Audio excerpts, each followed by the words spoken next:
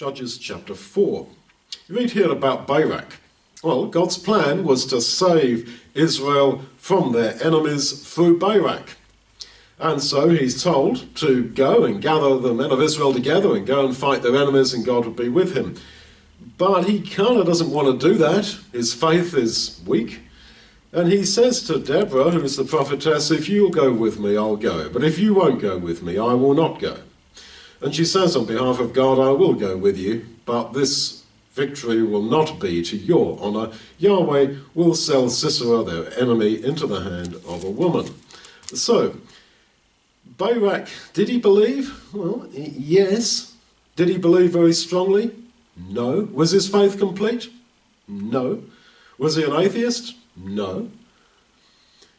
You come to the book of Hebrews, chapter 11, where just a few, relatively speaking, faithful people are spoken about. Barak is mentioned as an example to us of faith. You read here in the Old Testament, you say, well, his faith, yeah, it was there, but it wasn't particularly wonderful. Yeah, this is the point, that faith and lack of faith, belief and disbelief, coexist within people at one and the same time.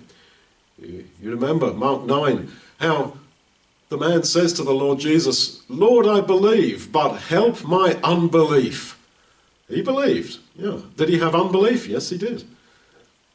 This is the point, that we are asked to accept that God is eager to see any genuine faith in us, and he accepts that.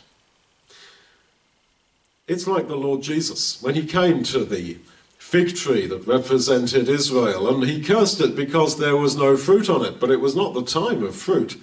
Yeah, the point was, he wanted to see just some immature little bit of fruit.